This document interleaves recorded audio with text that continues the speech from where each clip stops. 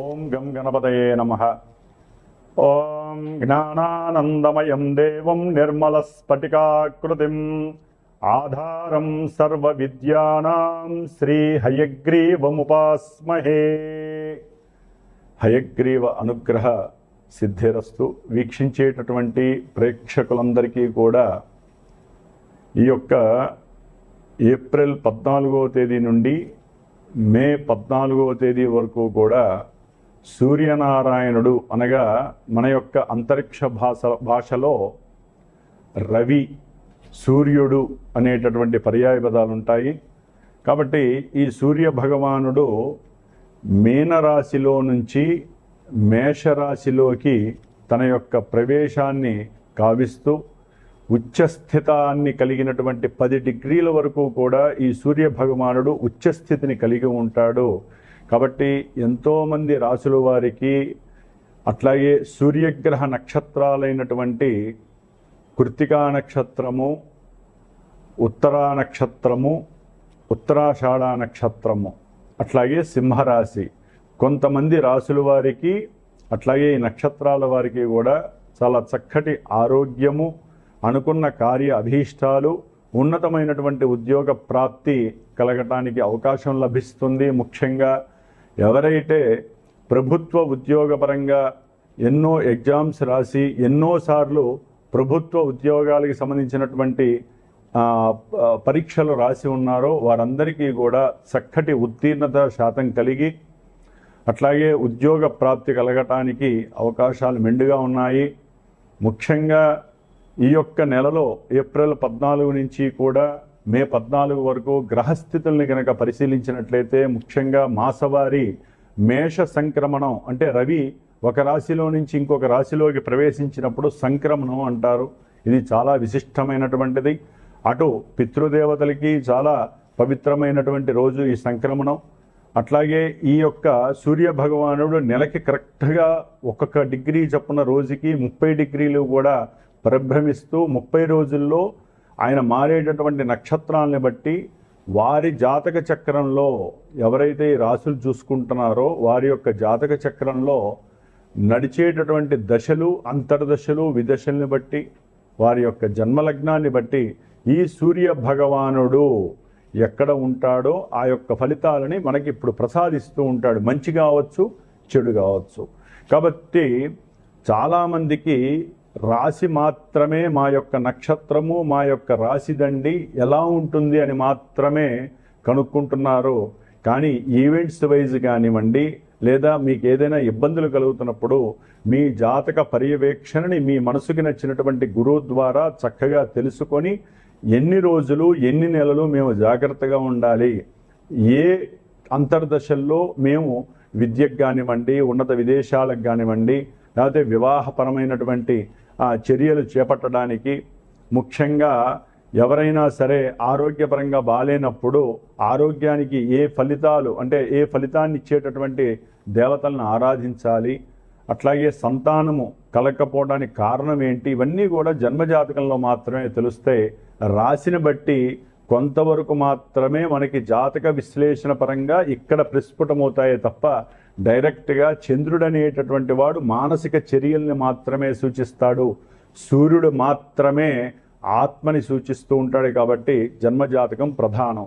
ముఖ్యంగా ఈ యొక్క నెలలో గ్రహాల యొక్క గోచార స్థితులను కనుక మనం గమనించి ఉన్నట్లయితే కనుక సూర్య భగవానుడు మేషరాశిలో ఏప్రిల్ 14 నుంచి మే 14 వరకు ఉంటాడు. అట్లాగే మాసగ్రహాలైనటువంటి శుక్ర భగవానుడు ఈ యొక్క మేషరాశిలో దాదాపుగా ఏప్రిల్ 19వ తేదీ వరకు ఉండి ఏప్రిల్ 19 నుంచి మరలా వచ్చే సంక్రమణం వరకు కూడా వృషభ రాశి తన యొక్క సొంత రాశిలో ఉండి చాలా చాలా మేలు కలిగిస్తాడు కొన్ని రాశుల వారికి. అట్లాగే బుధ మహారాజు, మరి ఈ బుధుడు దాదాపుగా 11వ తేదీ ఏప్రిల్ 11 వరకు కూడా కుంభరాశిలో ఉంటూ మీనరాశిలో దాదాపుగా ఈ యొక్క ఏప్రిల్ 11వ తేదీ నుండి కూడా చివరి వరకు ఉండే అవకాశం ఉంటుంది. కాబట్టి ఈ యొక్క శుక్ర భగవానుడు, బుధుడు, అట్లాగే రవి, ముఖ్యమైనటువంటి గ్రహము కుజుడు. ఈయన శనితో కలిసి మే 10వ తేదీ వరకు కూడా మీనరాశిలోనే సంచారం చేస్తూ ఉంటాడు. కొంచెం కొన్ని రాశుల వారు మాత్రము కుజుడు శని ఆపరేటింగ్ అయ్యేటటువంటి రాశి మీనరాశి కాబట్టి కొన్ని రాశుల వారు చాలా జాగ్రత్తగా ఉండాలి. ఏదేమైనప్పటికీ కూడా ఎవరైనా సరే వారి యొక్క జాతక పర్యవేక్షణతో పాటుగా ఈ యొక్క గోచారాన్ని చూసుకున్నప్పుడు మరి ఏ దేవతల్ని ఆరాధించాలి అనేటటువంటి విషయాన్ని తమ యొక్క గురువుల్ని చక్కగా కనుక్కొని విశదీకరించుకొని ఆ యొక్క దేవతా నామాలను కానీ స్తోత్రాలను కానీ అర్చనలు కానీ పూజలు జపాలు హోమాదులు చేయించుకుంటే మాత్రమే వారి యొక్క కర్మ పరిపక్వత చెందుతుంది. అనుకున్న కార్యాలయందు ముందుకు వెళ్ళటానికి అవకాశం ఉంటుంది. కాబట్టి సర్వే జనా సుఖినో భవంతు అనేటటువంటి నామాన్ని అందరూ ఆచరించండి. గోరక్షతి రక్షిత, గోవుల్ని రక్షించండి. వాటి ద్వారా కలిగేటటువంటి పాజిటివ్ ఎనర్జీస్ మన దేశాన్ని భూగోళాన్ని కాపాడుతూ ఉంటాయి. వృక్షో రక్షతి రక్షిత, వృక్షాలని ఎవరూ కూడా ఛేదించకండి. వృక్షాలని సాధ్యమైనంత వరకు పెంపొందించుకోండి. ఎందుకంటే ఒక్కొక్కరి యొక్క జన్మ నక్షత్రాన్ని బట్టి ఒక్కొక్క వృక్షము ఉంటుంది, రాశుల్ని బట్టి వృక్షం ఉంటుంది. కాబట్టి ఆ వృక్షాలని పెంచితే గనక వారి యొక్క ఆయురారోగ్యాలు బాగుంటాయి. ఇట్లా ఎన్నో విషయాలు మన యొక్క జ్యోతిష్య శాస్త్రంలో నిక్షిప్తమై ఉన్నాయి. కాబట్టి మరి మేషరాశి నుంచి మీనరాశి వరకు, అట్లాగే అశ్విని నక్షత్రం నుంచి రేవతి నక్షత్రం వరకు ఎవరికి ఈ మాసాంతము సూర్య సంక్రమణం వలన మేషరాశిలో సంక్రమించినటువంటి ఈ యొక్క సూర్య సంక్రమణం వలన ఈ 4 గ్రహాలతో పాటుగా కుజుడు అట్లాగే గురుడు మిథున రాశిలోనే ఉంటాడు. అట్లాగే శని భగవానుడు మీనరాశిలో ఉంటాడు. కేతువు సొంత నక్షత్రంలో సింహరాశిలో ఉంటాడు. రాహువు కుంభరాశిలో సొంత నక్షత్రంలో ఉంటూ కూడా వారు చేసే విన్యాసాలు వారిచ్చే ఫలితాలు మనం ఇప్పుడు తెలుసుకుందాం. కుంభరాశి వారికి ఏప్రిల్ మాసం 14వ తేదీ నుండి మే 14 వరకు కూడా సూర్య సంక్రమణం 3వ రాశిలో ఉచ్చ స్థితిని పొందినటువంటి సూర్యుడు చాలా చాలా చాలా అనుకూలిస్తున్నాడు. వివాహానికి సంబంధించినటువంటి సంప్రదింపుల విషయంలో, ఏదైనా వ్యాపార భాగస్వామ్యానికి సంబంధించినటువంటి విషయాల యందు చక్కటి రాజీ కనపడుతోంది. అనుకూలతలు కనిపిస్తున్నాయి. అనుకున్న ప్రతి కార్యక్రమంలో మీకున్నటువంటి ధైర్యం అనుకోండి, లేకపోతే సాహసోపేతమైనటువంటి నిర్ణయాలు కానివ్వండి, చాలా చక్కటి సంభాషణాపూర్వకమైనటువంటి వ్యవహారం, మీకున్నటువంటి సెల్ఫ్ నాలెడ్జ్ అనుకోండి, సోల్ ఎనర్జీ అనుకోండి, చాలా చక్కగా యాక్టివేట్ అవుతున్నాయి. దాని ద్వారా మీ యొక్క సంతానంతో కూడా జాగ్రత్తగా మాట్లాడి మీకున్నటువంటి కార్యకలాపాలని వారితో షేర్ చేసుకొని ముచ్చటించుకొని ఆ వ్యవహారాలలో విజయలాభ సాధనకి వెళ్ళటానికి ఈ కుంభరాశి వారికి సూర్యబలం చాలా అనుకూలిస్తోంది ఈ నెల. అట్లాగే చేసేటటువంటి ఉద్యోగ ప్రయత్నాలలో కూడా అవతల వ్యక్తులు మీతో మాట్లాడి సంప్రదించి మిమ్మల్ని అగ్రీ చేసే పరిస్థితి సూర్య భగవానుడు ఇస్తున్నాడు. ముఖ్యంగా ఏదైనా సరే దూర ప్రాంత ప్రయాణాలకి వ్యాపార రీత్యా ఉద్యోగరీత్యా వెళ్ళే అవకాశాలు కనిపిస్తున్నాయి.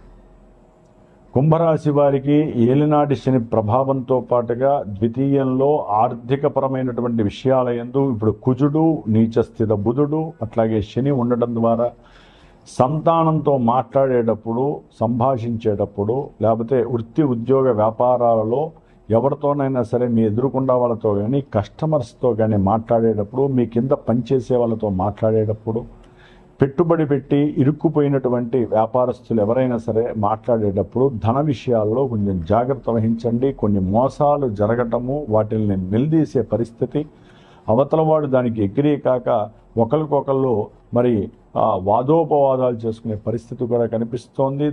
దాని పరంగా కూడా ధన నష్టము ఆకస్మికంగా కలుగుతోంది. కుటుంబంలో విపరీతమైనటువంటి విరోధ భావన, తినటానికి సరైనటువంటి సమయంలో సరైన ముష్టాన్న భోజన ప్రాప్తి కూడా లేకపోవటము, మీకున్నటువంటి కోరికలు నశించటము, ఒంటరిగా జీవించాలనే కోరిక కలగటము, అన్నదమ్ములు ముఖ్యంగా అక్క చెల్లెల విషయాలలో కానివ్వండి, వ్యాపారంలో మీ కింద పనిచేసే వాళ్ళతో కానివ్వండి, ధన సంబంధితమైనటువంటి ఇష్యూస్ మిమ్మల్ని కోర్టులకు కూడా వెళ్ళే పరిస్థితి కనిపిస్తోంది. జాగ్రత్త.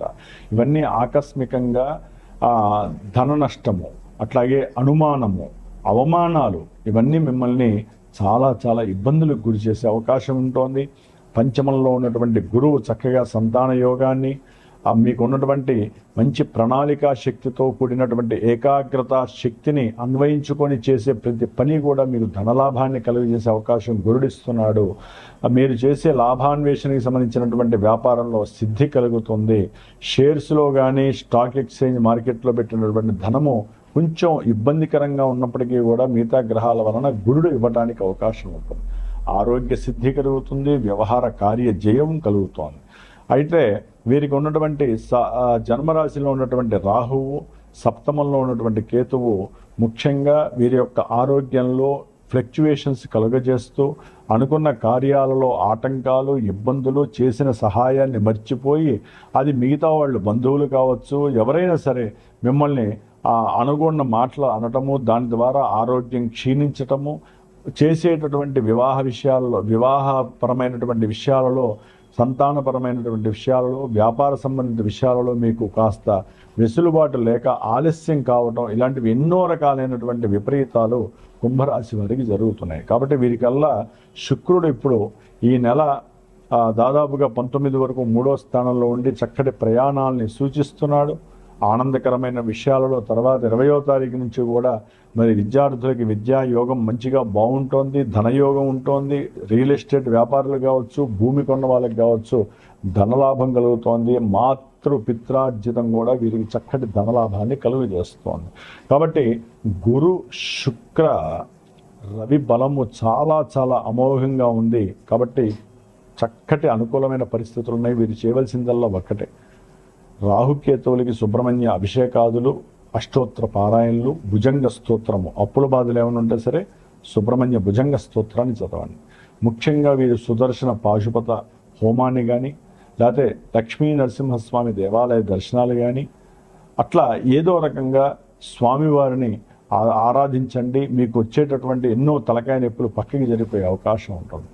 ఏదేమైనప్పటికీ జన్మజాతక రీత్యా మీకు ఉన్నటువంటి దశలు, అంతర్దశలు అనుకూలిస్తేనే గోచారంలో సరైనటువంటి అనుకూల ఫలితాలు కలుగుతాయి. అది విద్య కావచ్చు, ఉద్యోగం, వివాహము, సంతానము, లేకపోతే భాగస్వామి విషయాలలో ఉండేటటువంటి ఇబ్బందులు, ఇవన్నీ కూడా జన్మజాతకంలో జరిగేటటువంటి పరిస్థితులను బట్టి మాత్రమే గోచారంలో ప్రస్ఫుటితం అవుతాయి.